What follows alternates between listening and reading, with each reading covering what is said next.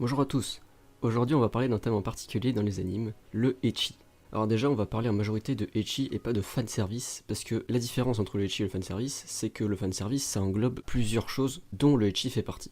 Personnellement, je distingue deux types de ecchi. Le premier, c'est le ecchi PG-13, qui force beaucoup moins, à quelques exceptions près, et le ecchi Peggy 18. qui lui peut vraiment s'avérer dérangeant quand ça en fait trop. Aujourd'hui, on va donc s'intéresser à cette deuxième catégorie en regardant qui semble être pour moi un mauvais ecchi, un ecchi moyen et un bon ecchi. Et aussi on parlera pas de Prison School parce que j'en ai déjà parlé et je pense que j'ai trouvé bien pire. C'est parti.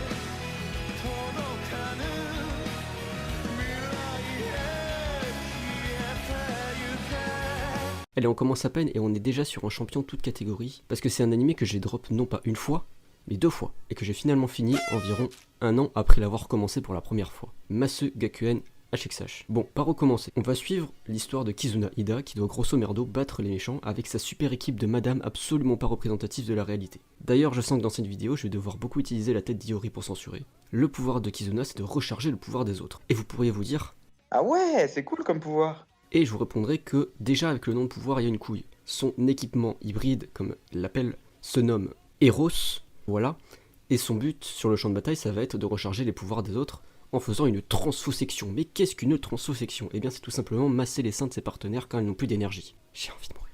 Bon, déjà il a de la chance que son équipe soit entièrement composée de filles, parce que sinon ça partirait sur un autre délire, mais surtout, ce n'est pas pratique. Non mais dans la vraie vie, bon déjà ça n'arriverait pas, mais surtout, tu crois que l'ennemi va te laisser faire? Non parce que ça prend un moment quand même, hein. Tu crois qu'il va faire Putain, je peux pas l'attaquer là, il est en train de lui masser les seins. bien sûr que non. Et puis, le scénario est complètement à la ramasse, il est prévisible, et malgré une menace qui semble très importante sur leur académie, les protagonistes trouvent quand même le temps de passer 15 minutes à prendre des bains ensemble pour renforcer leur lien. Te fous pas de ma gueule? Bon, et si le pouvoir du héros était déjà une forme suffisante de ecchi nul, les deux méchantes secondaires vont littéralement passer 5 minutes dans un épisode à se rouler des pelles. Pour quelle raison? Je sais pas, parce que ça change strictement rien à l'intrigue. Pour finir, pour battre le boss final, ils doivent réussir une transfosection ultime. Mais qu'est-ce qu'une transfosection ultime? Comment ça personne se pose la question? Et toi là, pose la question. Hein? Mais j'ai pas envie! Pose la question. Mais qu'est-ce qu'une transfosection ultime? Eh bien merci de poser la question, globalement c'est la même chose qu'une transfosection normale, sauf que là c'est ultime donc c'est mieux. Donc ils vont réussir à faire cette transfosection ultime et ah non, on m'informe qu'ils n'ont pas réussi à le faire et qu'ils ont gagné grâce au pouvoir de l'amitié. Donc les passages ecchi n'ont vraiment eu aucune utilité. Et en plus ils espéraient faire une suite, c'est con. Bon, on passe à la suite, je vous conseille pas cet animé sauf s'ils avaient beaucoup de temps à perdre. Le deuxième animé est aussi un animé que j'avais drop à l'origine, mais celui-là qu'une seule fois. J'ai nommé Yusha ni nare nakatta ore wa shibu shibu shushoku wo ketsui shimashita. Bon, par contre, on va abréger en Yusibu parce que sinon j'ai passé 30 minutes à dire le nom.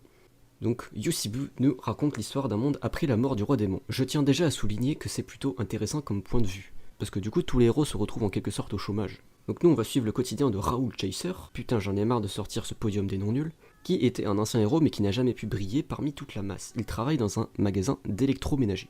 C'est bizarre, c'est pas l'idée que je me faisais d'un monde fantasy. Je pensais que les héros allaient, je sais pas, être des sortes de gardiens de la paix, mais que dalle, en fait, ils vont bosser chez Darty.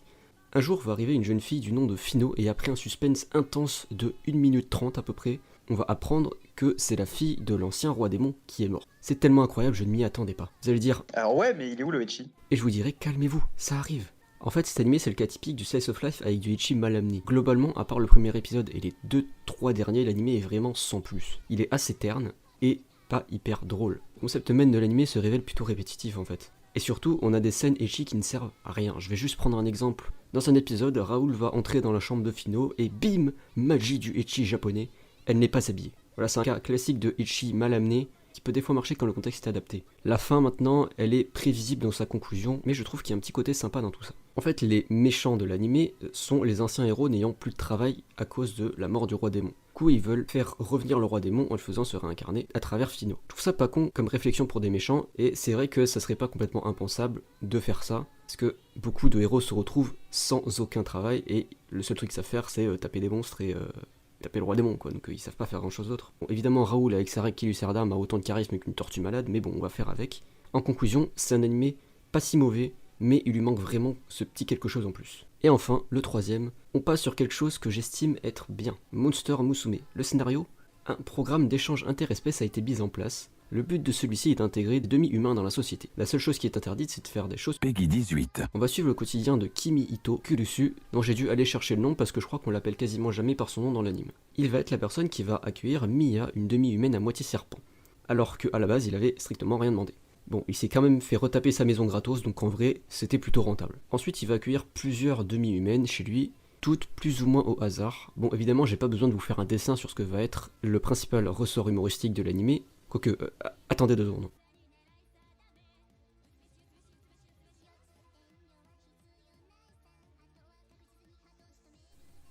Voilà, je pense que c'est assez parlant.